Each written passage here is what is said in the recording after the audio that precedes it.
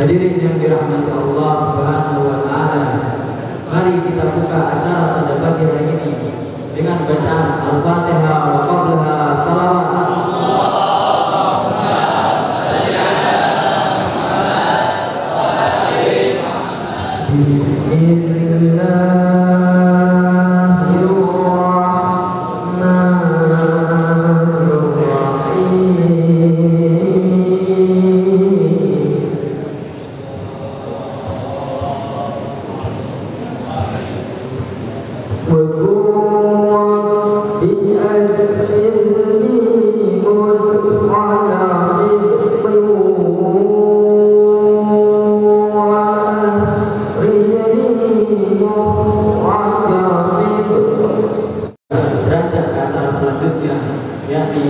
Sambutan dari santri yang ditinggalkan yang akan disampaikan oleh Aminah Ahmad Izan dan Fahari Audhu dari Bismillahirrahmanirrahim. Bismillahirrahmanirrahim. Alhamdulillahirabbil alamin wassalatu wassalamu ala asyrofil mursalin sayyidina wa habibina wa syafi'i qulubina Abil Qasim bin Mustafa Muhammad.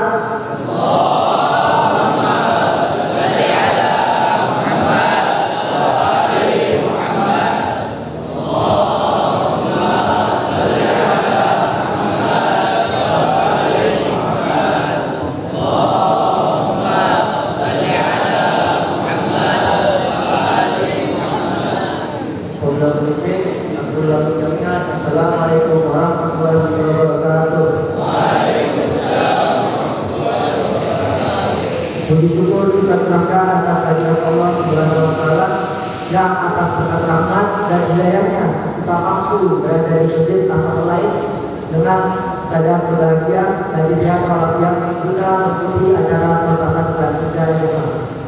Salawat serta salam berupa pula kita limpahkan pada junjungan kita Nabi Muhammad SAW dan ahli baitnya yang atas berkat syafaatnya kita bisa berbahagia hingga hari ini.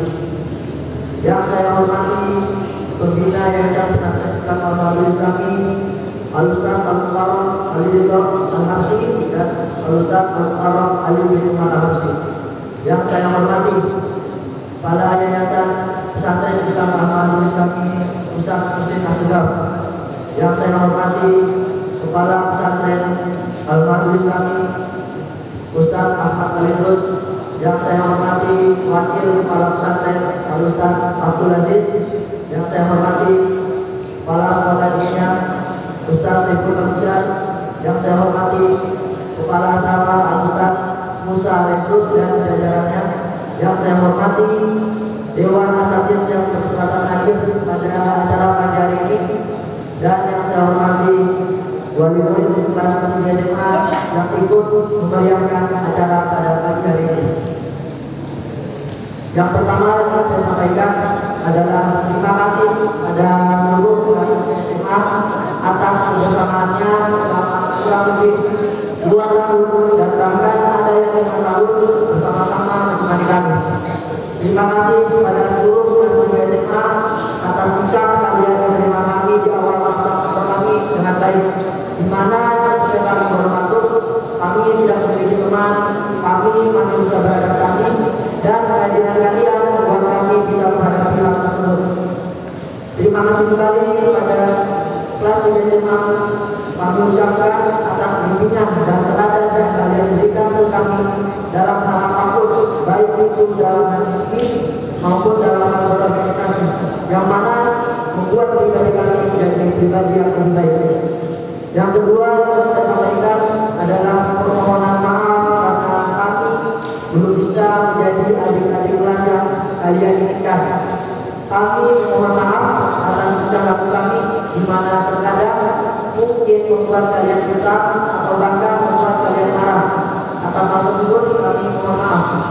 Dan yang terakhir yang saya sampaikan adalah harapan dari kami sekalian. Semoga kalian berdua menjadi pribadi yang bermanfaat untuk generasi kita.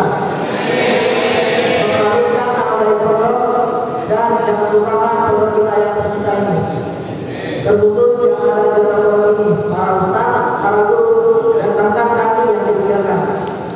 Dan jangan lupa pula untuk selalu ingat Al-Ustaz Husain bin Abdul Al-Ramsi, karenanya kita semua bisa belajar di sini dan mengambil berkah beliau. Dan jangan lupa doakan kami yang ditinggalkan di sini, semoga kami bisa menjaga nama baik pondok, semoga kami bisa menyalurkan pondok dan bisa membangun pondok pada tahun-tahun berikutnya. Mungkin itu saja yang bisa saya sampaikan. Assalamualaikum warahmatullahi wabarakatuh.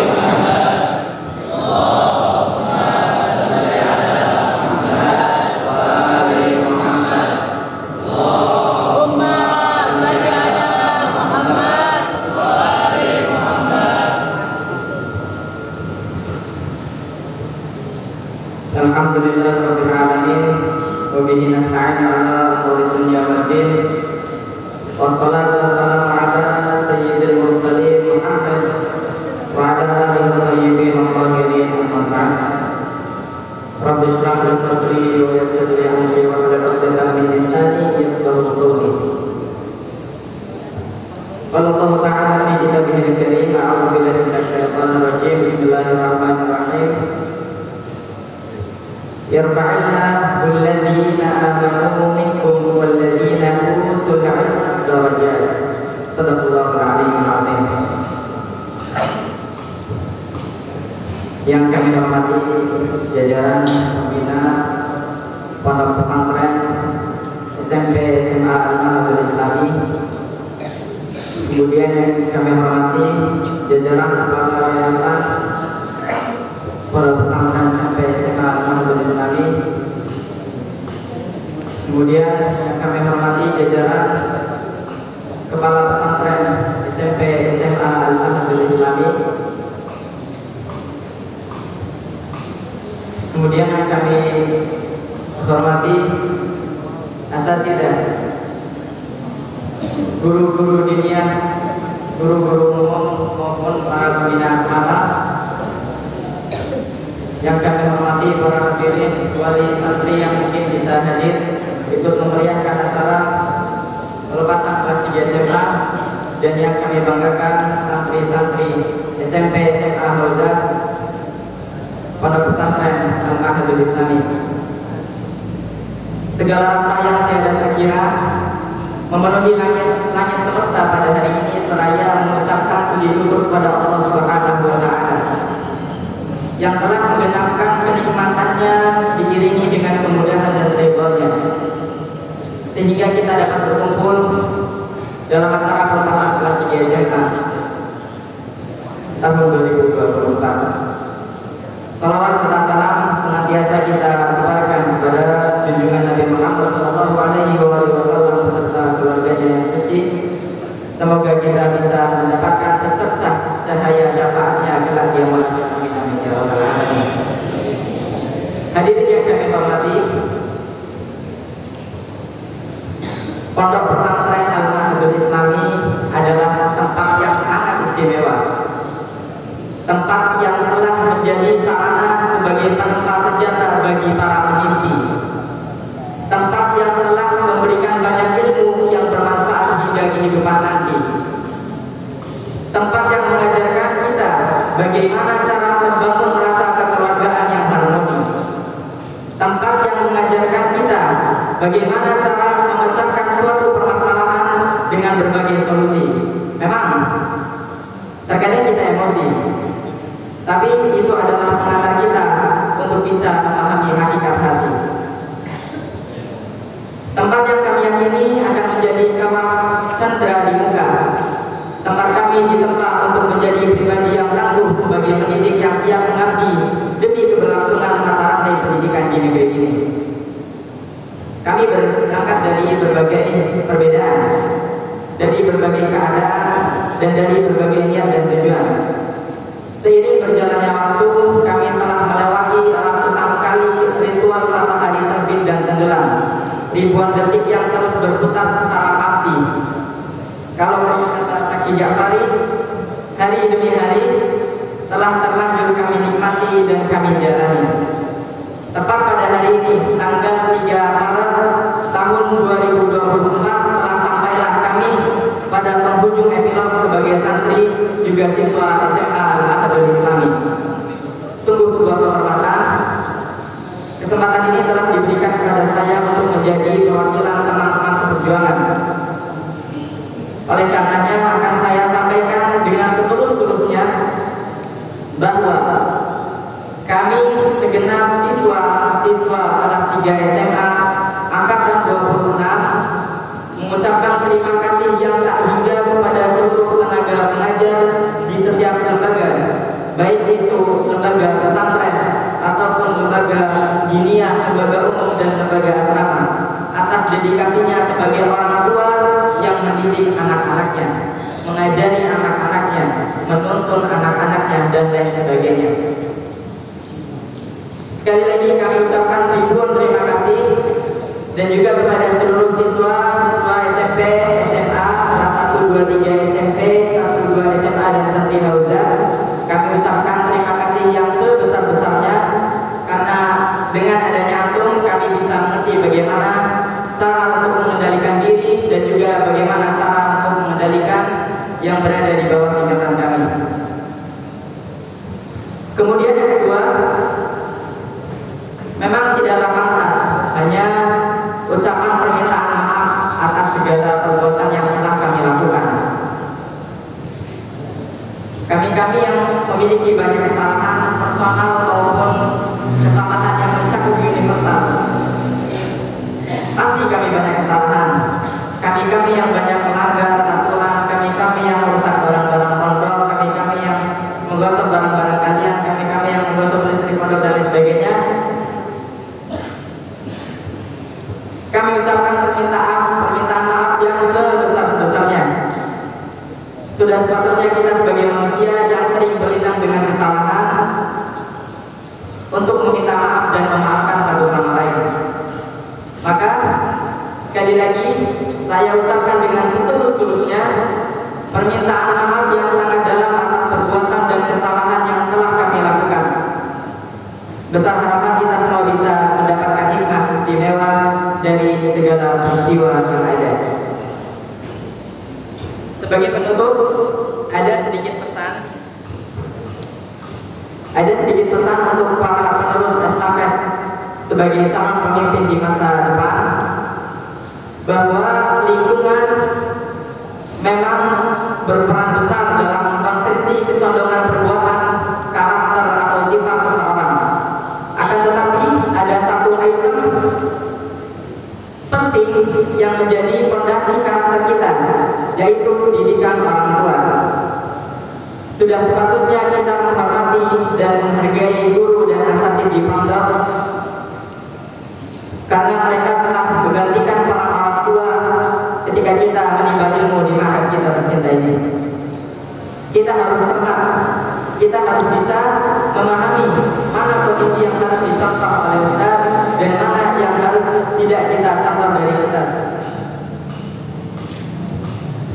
Karena di samping mereka lah yang selalu mendoakan anak-anaknya, mereka lah yang telah memberikan kita banyak ilmu, baik materi atau non materi. Bahkan Imam Ali alaihissalam saja pernah mengatakan, anak abdullah alaman diharapkan. Aku adalah budak, siapa yang mengajariku, walau hanya satu huruf.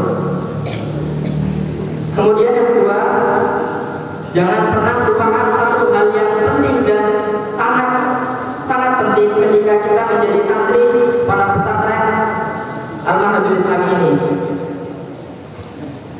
Beliau adalah sosok ayah yang bahkan menjadi ayah bagi para asatidz dan guru-guru sekalian.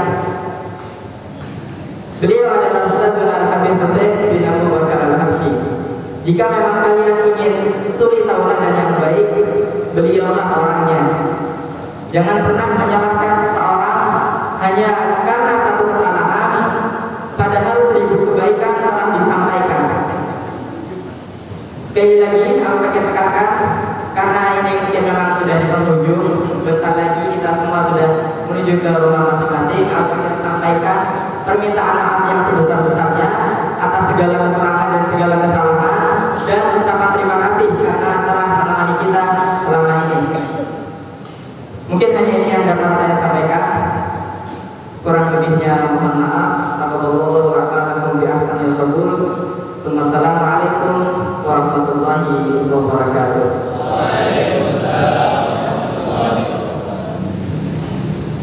Segala puji dan syukur kita panjatkan kepada Allah Subhanahu wa taala bahwa pagi ini, saat ini, di tempat ini, di masjid yang penuh barokah ini, Allah Subhanahu wa taala memberikan sebuah inayahnya, hidayahnya, taufiknya, rahmatnya yang begitu besar dan luas, sehingga kita bisa dikumpulkan, berkumpul di tempat ini, di masjid ini, yang tentunya kita akan meraih beribu-ribu keberkahan, beribu-ribu keselamatan dan keamanan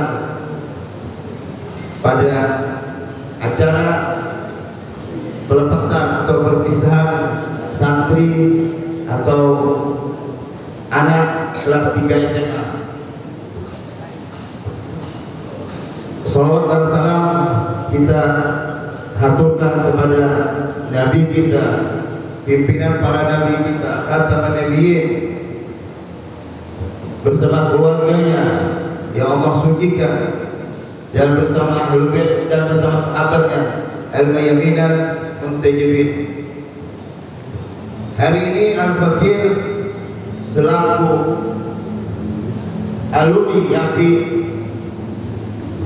yang pernah sekolah di sini, pernah dididik, dan tentunya beribu-ribu keberkahan yang Al-Fakir raih di luar duga, ribuan keberkahan yang kita rasakan. Dan Al-Fakir juga hari ini berdiri sebagai wali murid dari Ananda Muhammad, dan juga Al-Fakir di sini berdiri mewakili dari wali santri kelas 3 SMA, mengucapkan beribu-ribu terima kasih kepada segenap keluarga besar Yayasan Pesantren Al-Ma'hadul Islam YAPI, dan kepada para dewan guru terhormat yang tentunya yang dengan senantiasa mengajarkan, mendidik, mengayomi kepada anak-anak kami yang berada di Al-Ma'hadul Islam YAPI. Kami juga berterima kasih kepada Al-Ma'hadul Islam YAPI, kepada para asatid, kepada para dewan guru yang selama 3 tahun telah mendidik, mengajari, memahamkan, tentunya dengan penuh ketulusan, dengan penuh ketabahan, kesabaran. Ini yang kami merasa sebuah kebahagiaan yang mendalam.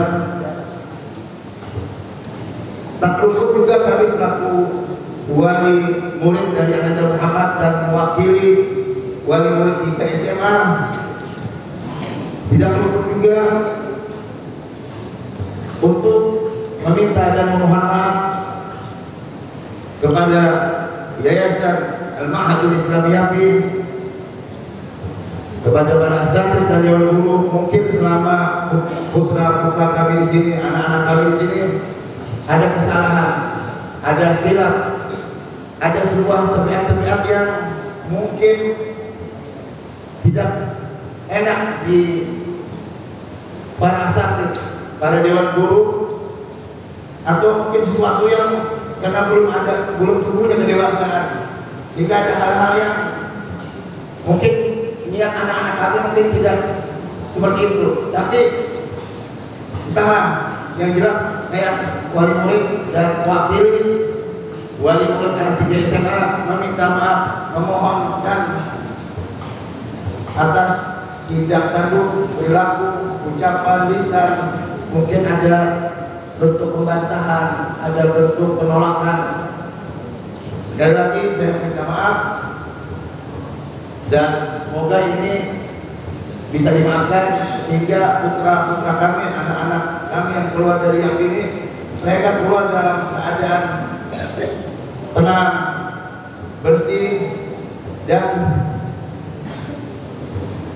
kami juga berharap semoga Allah Subhanahu wa Ta'ala menjadikan anak-anak kami anak yang soleh, anak yang taat kepada kedua orang tuanya, setelah menjadi penerus generasi bangsa yang nanti tercipta ini. Dan sekali lagi atas nama wali murid dan mewakili wali murid 3 SMA mengucapkan terima kasih banyak yang sebesar-besarnya. Terkhusus kami ucapkan terima kasih yang sedalam-dalamnya dan juga sekaligus mengaturkan maaf sebanyak-banyaknya terkhusus kepada pembina yayasan ini Al-Ustaz Ali Ridho bin Habib Husin Al-Hafsi. Kemudian kedua kepada Kepala Pesantren Al-Ustaz Ahmad Amikrus, dan juga kepada Ketua Yayasan Al-Ustaz Muhsin Asegaf, tampak kepada Ustaz Saiful Bahdian sebagai Kepala Diniyah Yayasan Islam Mahatul Yafi, dan kelima kepada Ketua Sekolah Umum Ustaz Muhammad. Mungkin atas nama wali murid dan mewakili wali murid 3 SMA kiranya cukup sekian sampai di sini. Mudah-mudahan dan harapan kami anak-anak ini, dan tentunya melalui doa-doa para asatidz, para guru, mereka bisa khidmat ke pondok ini. Mereka sesering mungkin untuk datang, karena jutaan keberkahan akan antum rasakan setelah antum berada nanti di luar. Itu saja dari kami. Wassalamualaikum warahmatullahi wabarakatuh. Yang kami hormati para pembina Ustaz Ali Ridho dan Hafsi Ustaz Ali Umar, yang kami hormati Ketua Yayasan Ustaz Ali Ridho, dan saya hormati semua ketua lembaga dan semua para ustaz dan para guru, dan juga kami hormati para wakil yang hadir pada kesempatan kali ini. Yang kami sayangi putra-putra kami, baik dari kelas 3 ataupun dari kelas yang di bawah. Pada kesempatan kali ini saya ingin menyampaikan sesuatu terkhusus untuk diri saya, dan yang kedua saya ingin berbagi dengan anak-anak kami, terutama yang kelas 3 SMA.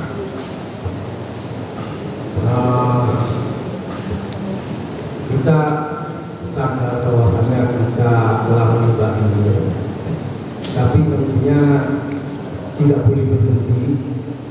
Terus kita harus tingkatkan kualitas kita, pemahaman kita tentang ilmu pengetahuan, agar kelak kita menjadi manusia-manusia yang berkualitas, yang bisa memberikan nilai manfaat dan kontribusi yang maksimal.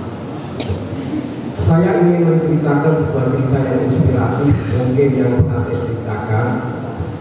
Ada sebuah peristiwa, ada seorang saudara yang ketika dia akan pergi untuk bekerja,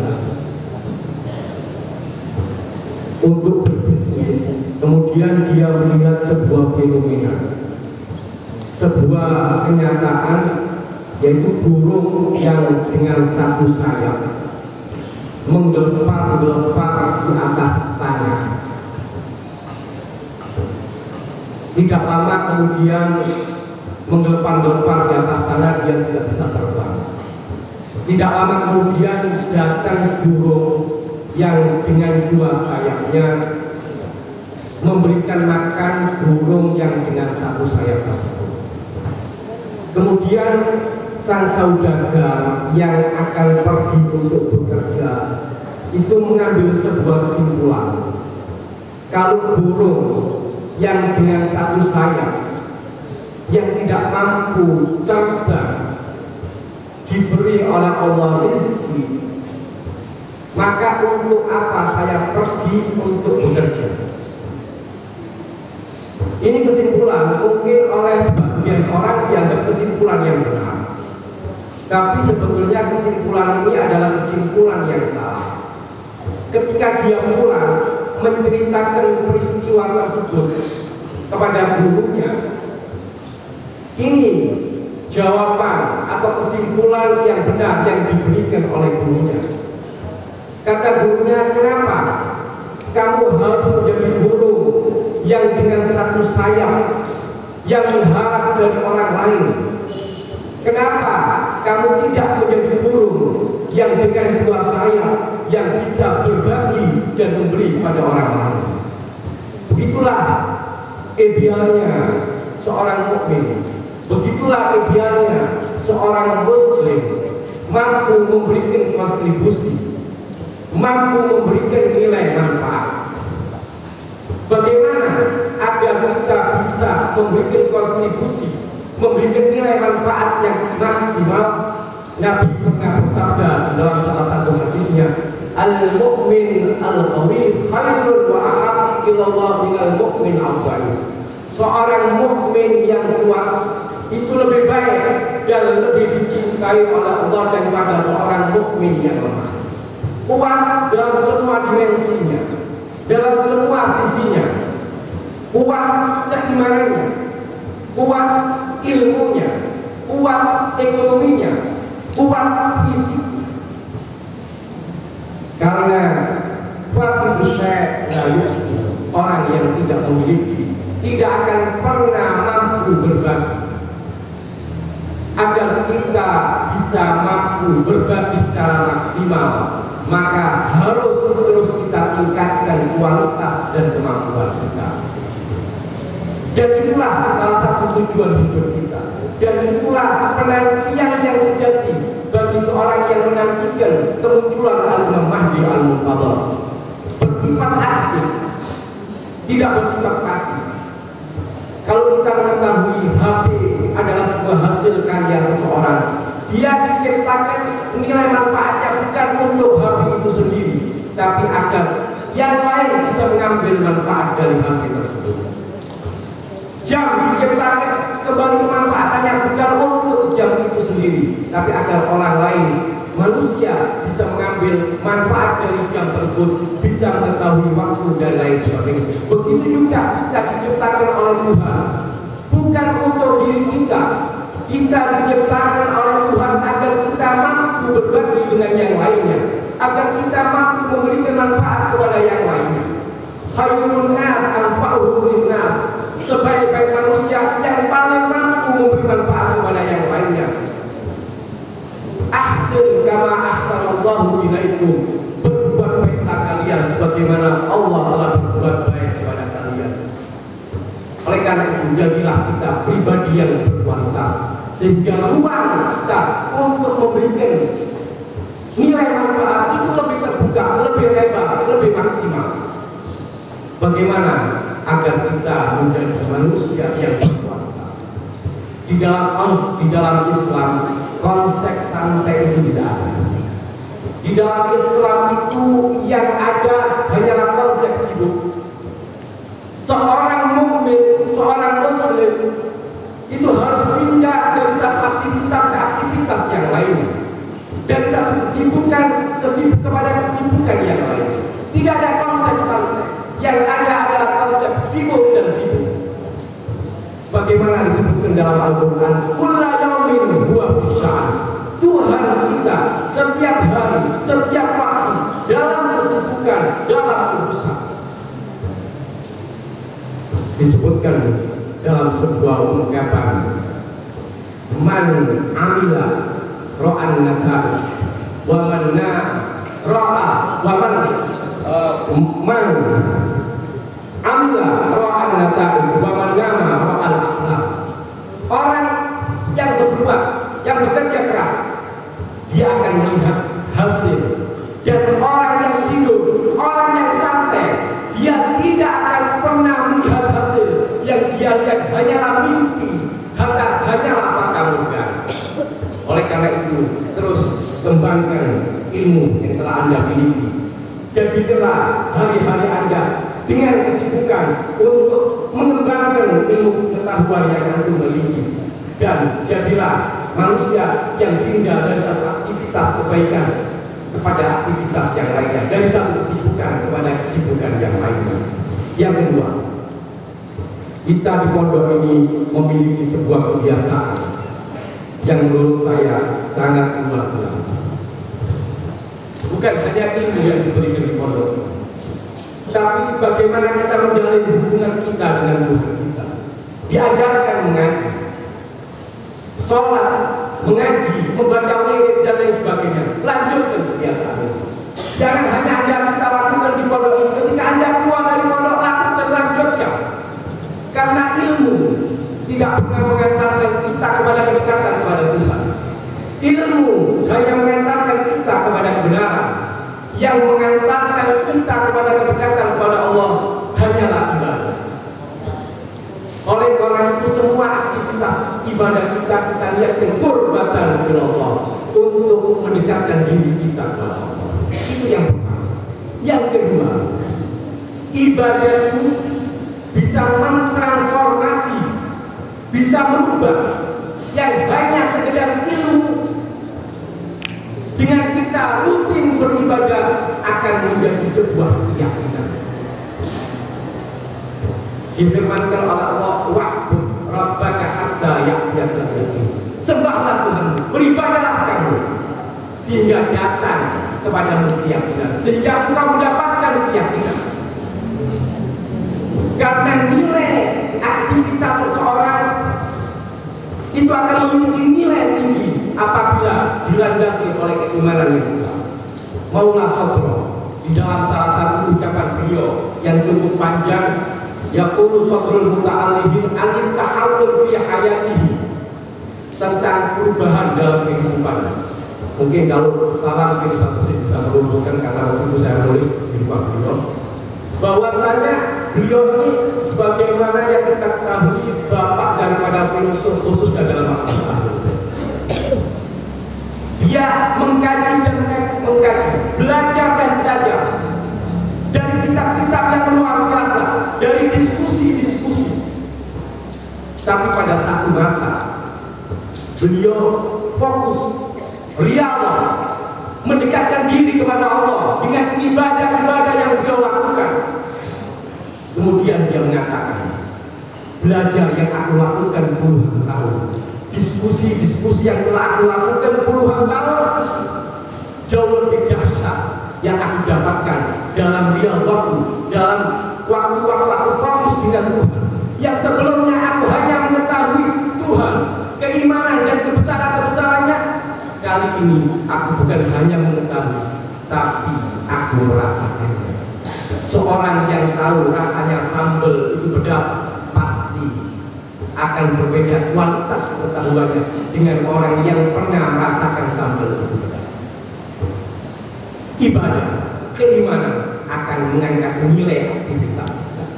Ada dua orang yang sholat, A dan B. Yang A memiliki keimanan yang tinggi, yang B memiliki keimanan yang rendah. Semua yang dilakukan sama, bacaannya sama, gerakannya sama, tapi boleh jadi nilainya berbeda. Boleh jadi nilainya 10. Ini saya hanya ilustrasikan saja. Tapi yang satu nilainya bisa 1000, bisa 1 juta, bisa 1 miliar, bisa tidak terbatas, tergantung keimanan orang tersebut. Imam Ali Zainal Abidin pernah ada seorang yang mengatakan kepada beliau, bagaimana ibadahmu dibandingkan datukmu Imam Ali bin Abi Thalib. Kata Imam Ali Zainal Abidin, waiha qatratun fil bahr, catat ibadahku, kata Imam Ali Zainal Abidin, dibandingkan Datuk Ali bin Abi Thalib seperti setetes dibandingkan samudra, dibandingkan lautan. Ini bukan dari sisi kuantitas, bukan dari sisi jumlah atau banyak. Bukan berarti kalau Imam Ali Zainal Abidin sholat semalam 1000 rakaat, Imam Ali bin Abi Thalib semalam sholat 1 juta rakaat. Bukan itu. Kenapa perbandingannya setetes dibandingkan samudra atau lautan? Karena faktor keimanan Imam Ali bin Abi Thalib jauh di atas keimanan Imam Ali Zainal Abidin, sehingga nilai perbuatannya pun tidak bisa dibandingkan atau jauh. Kalau kita lihat yang lainnya dalam hadis yang lainnya, Darbatu Aliyin Yaumal Khandaq tu'adilu ibadat as-salat. Pukulan Imam Ali sekali di perang Khandaq pada waktu memukul Ammar, pada waktu memukul Amr bin Abi Wud, sekali pukulan itu di dalam hadis dikatakan sama nilainya dengan perbuatan seluruh manusia dan jin. Bahkan ada yang mengatakan riwayat itu lebih afdal, lebih baik selain Rasulullah. Satu kali pukulan, semua nilai amal kebaikan manusia dan jin dibandingkan satu pukulan itu masih kalah. Kenapa? Apakah karena Imam Ali memukul Amr bin Abi Wud, atau karena terjadi dalam peperangan Khandaq? Bukan, tapi karena nilai keimanan daripada Imam Ali bin Abi Thalib, sehingga satu kali pukulan itu nilainya menyamai, bahkan lebih utama dari seluruh perbuatan manusia. Keimanan akan mengangkat, menjadikan nilai perbuatan seseorang itu sangat tinggi. Oleh karena itu, sebelum saya akhiri, saya himbau diri saya dan anak-anak saya sebagai khususnya terus meningkatkan ilmu pengetahuan kalian, sehingga kalian menjadi manusia yang berkualitas, yang bisa memiliki kontribusi yang maksimal. Semakin Anda berkualitas, maka ruang Anda untuk memberikan kontribusi, untuk memberikan nilai manfaat semakin tinggi. Dan itulah seorang penanti yang sejati. Dan yang kedua, sempurnakanlah ilmu kita ini dengan ibadah-ibadah, sehingga dia tidak hanya menjadi sebatas ilmu, tapi dia berubah, bertransformasi menjadi keimanan, sehingga semua aktivitas kita memiliki nilai yang tinggi. Innaka kadihun ila rabbika kadhan famulaqi. Kita sekarang lagi berjalan menuju. Ada orang berjalan, kalau saya ilustrasikan, saya gambarkan, ada seorang yang ke Jakarta dengan mobil, dengan yang mengendarai pesawat lebih cepat yang sama dengan pesawat. Kalau kita mampu mendorong amal perbuatan kita dengan keimanan yang bagus, yang baik, maka kita akan sampai kepada Tuhan lebih cepat daripada yang lain. Karena setiap aktivitas kita memiliki nilai yang tinggi walaupun sama dengan orang. Dan yang terakhir, saya mewakili pesantren dan semua lembaga yang dibawa pesantren, baik itu lembaga umum, lembaga dunia, Darul Quran, kemudian juga lembaga tarbiyah, lembaga keasramaan, memohon maaf apabila ada kekurangan, kesalahan dan macam. Tapi percayalah, insya Allah kita semua memimpin dengan hati kita.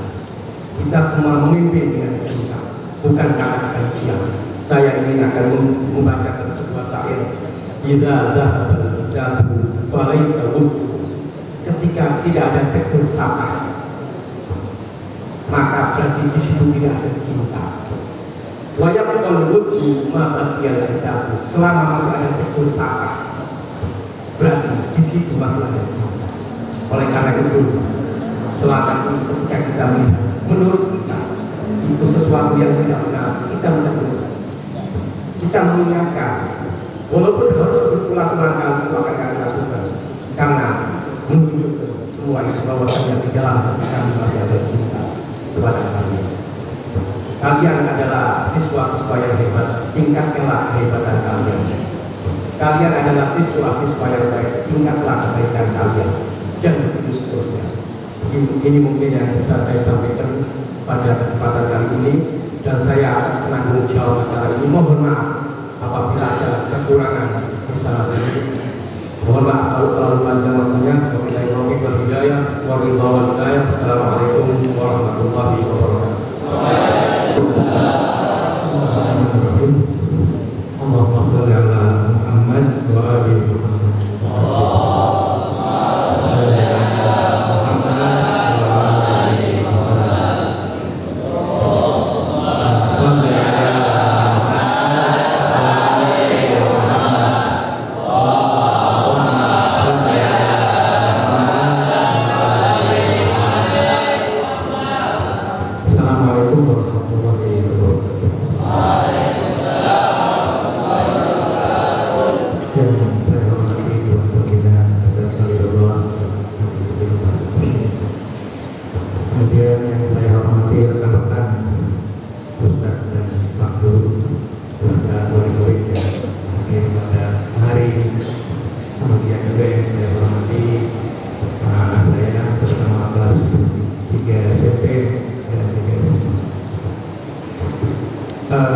Pada hari ini saya ingin memberikan pembekalan kepada Antum keluarga terutama yang mulai hari ini akan mengarungi kehidupan yang baru, telah berbeda dengan kehidupan yang di masa.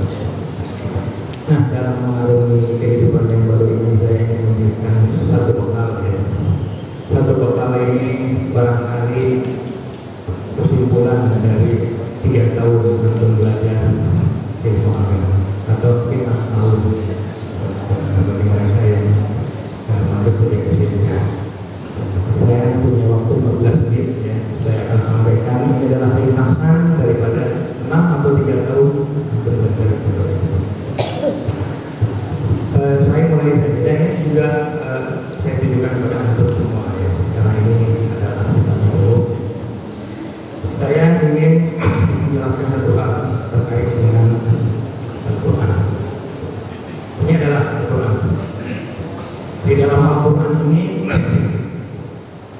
dijelaskan tentang agama yang Allah turunkan kepada manusia. Ini Al-Quran. Al-Quran ini lengkap, tidak kurang satu. Al-Quran ini lengkap. Nah, kemudian Al-Quran itu kita pahami maksud di dalam diri kita. Ya. Al-Quran itu kita pelajari, agama itu kita pelajari, kemudian Al-Quran itu dan agama itu masuk di dalam diri kita. Nah, pada hari ini saya ingin membedakan antara dua. Ya. Jadi ada perbedaan antara agama di dalam Al-Quran ini dengan agama yang kita pahami, yang kita seperti ada bedanya, walaupun tidak sepenuhnya berbeda. Apa letak kesamaannya? Agama yang ada di dalam Al-Quran itu masuk. Ketika masuk di dalam diri kita, dia tetap menjadi emas. Agama adalah emas. Entah itu di dalam Al-Quran, entah itu di dalam diri kita, dia tetap saja emas. Jadi tidak ada bedanya. Dari sisi itu, ya. Jadi antum harus pelihara yang namanya emas. Itu disimpan di mana aja dia tetap emas. Tetapi ada perbedaannya. Perbedaannya adalah ini lengkap. Agama yang ada di dalam Al-Quran itu lengkap. Sementara yang masuk di dalam diri kita itu tidak lengkap. Bisa bertambah, bisa berkurang. Oleh karena itu, antum jangan pernah berhenti untuk mempelajari agama yang ada di sini lengkap. Sementara yang kita punya masih belum lengkap. Antum jangan pernah berhenti belajar ilmu agama. Ini agama yang ada di dalam Al-Quran ini tidak akan pernah habis dipelajari. Nanti kita akan melihat betapa pentingnya agama. Nah, saya ingin sekarang membahas tentang agama yang ada di dalam diri kita sebagai seorang manusia. Tidak lengkap ya, tapi bisa dilengkapi, terus bisa menyempurna. Nah, saya akan membawakan sebuah riwayat dari Rasulullah SAW yang menjelaskan tentang agama yang ada dalam diri manusia, bukan agama yang ada di dalam Al-Quran. Jadi agama ini ketika sudah masuk di dalam diri kita, agama itu menjadi bagian daripada kita. Saya ingin menjelaskan agama yang ada di dalam diri kita, karena hukumnya berbeda, walaupun tidak sepenuhnya berbeda. Itu ingat baik-baik itu bahwa yang namanya agama itu emas, entah di dalam Al-Quran maupun di dalam diri kita, tapi ada berbeda. Diriwayatkan dari Rasulullah SAW, beliau bersabda begini, qala habibi Jibril, kekasihku Jibril, malaikat Jibril berkata kepadaku, inna misla hadzal din, jadi perumpamaan agama yang ada di dalam diri manusia, kata siapa? Jibril, kama sawi syajaratin sabihatin, itu ibarat pohon yang kokoh. Jadi agama yang ada di dalam diri kita itu ibarat pohon. Al-iman asluha, keimanan itu akarnya. Keimanan itu adalah akarnya. Kalau tidak ada keimanan, maka tidak ada apa? Pohonnya. Keimanan adalah akarnya. Al-iman asluha, kalau tidak ada keimanan berarti tidak ada agama. Karena agama itu diserupakan dengan pohon. Kalau tidak ada keimanan, maka tidak ada agama di dalam diri kita. Kemudian wassalatu uruquha, sementara sholat itu adalah batangnya. Yang namanya pohon itu ada apa? Akarnya, kemudian ada batangnya. Nah, batangnya agama adalah sholat. Boleh jadi orang punya keimanan, tetapi karena tidak pernah sholat, maka pohonnya tidak sempurna. Ada akar tapi tidak ada batang. Oleh karena itu, kalau agama kalian ingin sempurna, maka harus ada akarnya, kemudian harus ada batangnya. Batangnya sholat itu apa? Sholat. Jadi jangan pernah tinggalkan sholat. Kalau kalian meninggalkan sholat, habislah agama kalian. Wassalatu uruquha, sholat itu adalah batangnya. Wazakatu ma'uha, sementara zakat adalah airnya. Pohon itu kalau tidak disirami mati dia. Nah, supaya pohon agama dalam diri antum itu hidup harus disirami dengan apa? Zakat. Entah itu zakat harta maupun zakat yang lainnya. Kemudian wasaumu sa'atuha, sementara puasa adalah rantingnya. Kalau kalian meninggalkan puasa, maka ibarat pohon ada akar, ada batang, tapi tidak ranting, tidak sempurna. Jadi kita tidak boleh meninggalkan puasa. Supaya apa? Pohon keimanan, pohon agama di dalam diri kita itu memiliki ranting. Kemudian wa husnul khuluq wa Tuhan, sementara akhlak yang baik itu daunnya.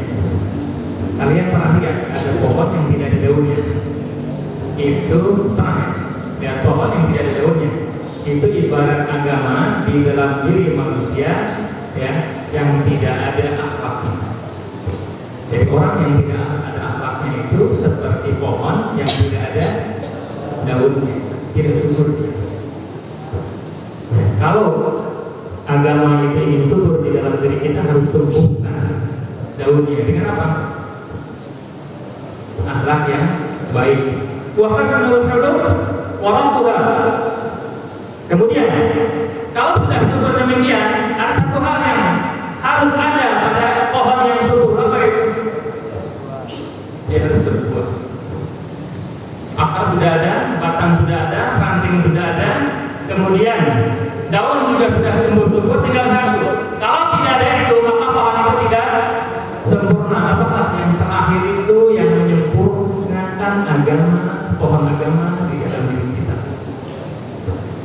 Ya, Rasulullah menjawab, wal kafu 'anil mahari al-batil, meninggalkan perbuatan haram adalah akibat buah daripada semua. Jadi kalau pohon agama kita itu subur, niscaya kita akan meninggalkan apa yang dilarang oleh Allah Subhanahu wa Ta'ala. Niscaya itu buahnya. Jadi ya, salah satu cara supaya kita tidak melakukan perbuatan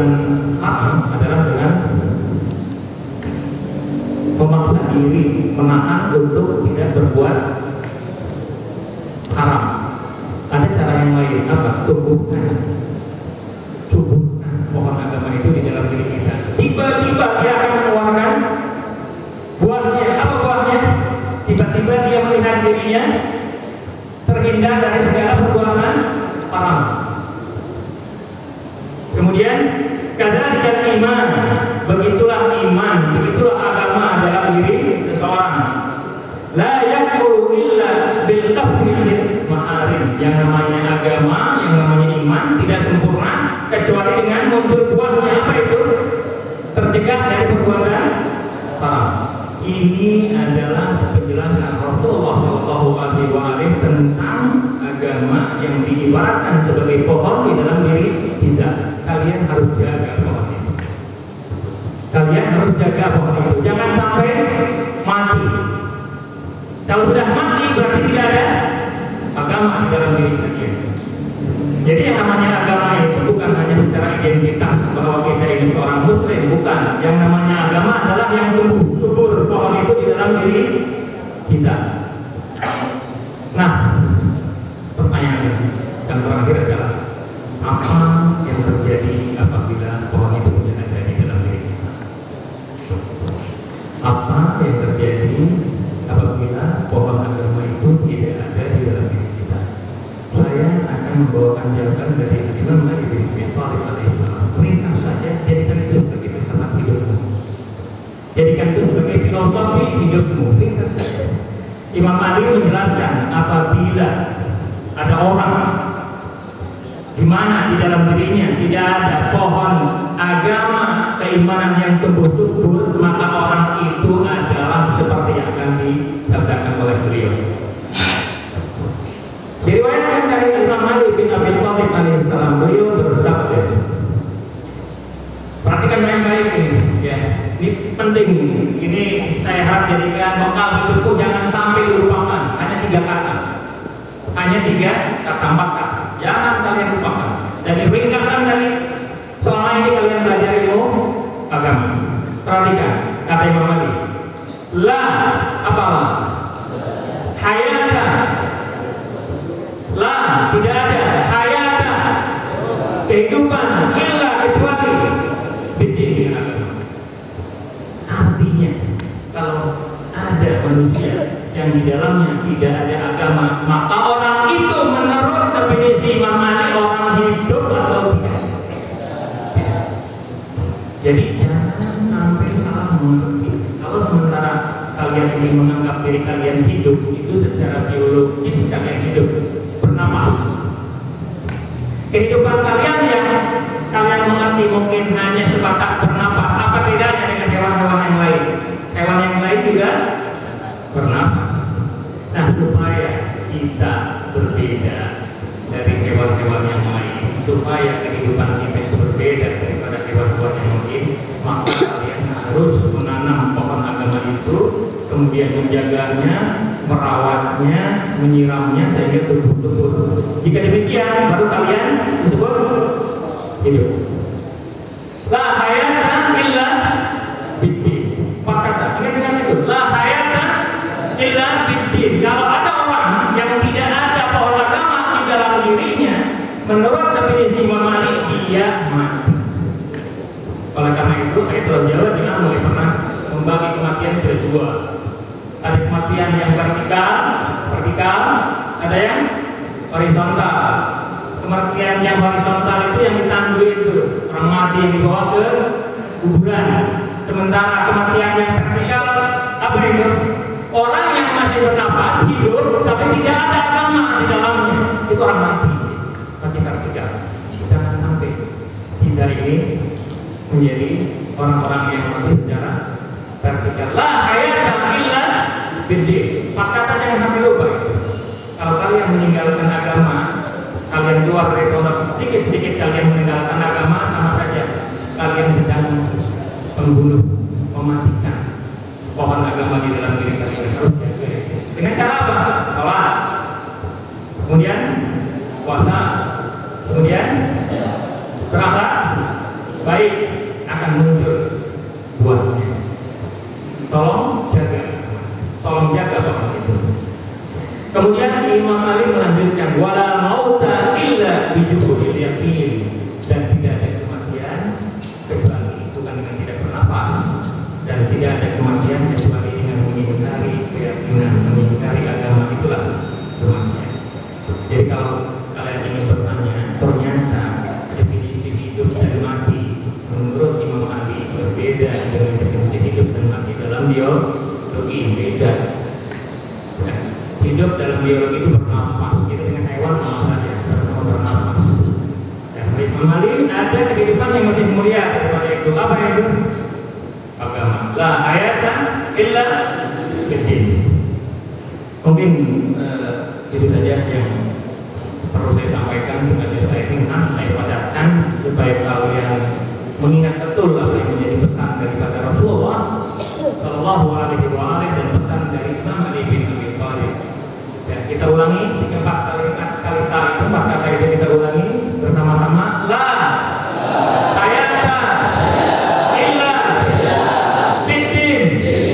La hayata illa bidin.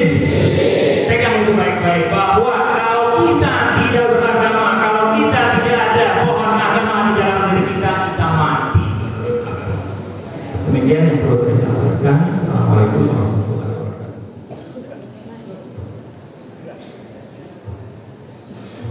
Langsung saja, jadi penyerahan ijazah secara simbolik pada santri-santri yang berprestasi, khususnya di kelas 3 SMA.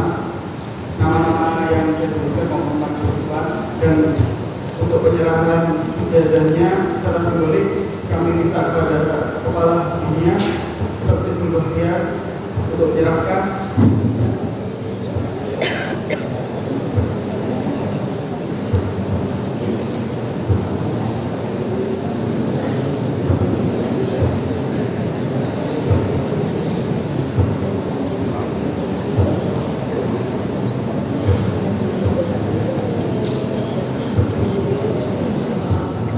Sekarang adalah pembacaan santri teladan pesantren. Kriterianya adalah sebagai berikut. Yang pertama, nilai afektif baik di seluruh lembaga, di lembaga dunia umum maupun asrama, nilai afektifnya baik. Yang kedua, nilai kognitifnya juga baik di seluruh lembaga, baik di dunia, lembaga umum maupun di keasramaan. Lalu kriteria yang ketiga itu berkontribusi terhadap berjalannya program-program di lembaga-lembaga dan ikut serta dalam keorganisasian dan kebaikan lingkungan. Santri yang menjadi santri teladan pada tahun ini adalah Muhammad Rodi Al-Askari. Ala Nabi wa alihi sholawat.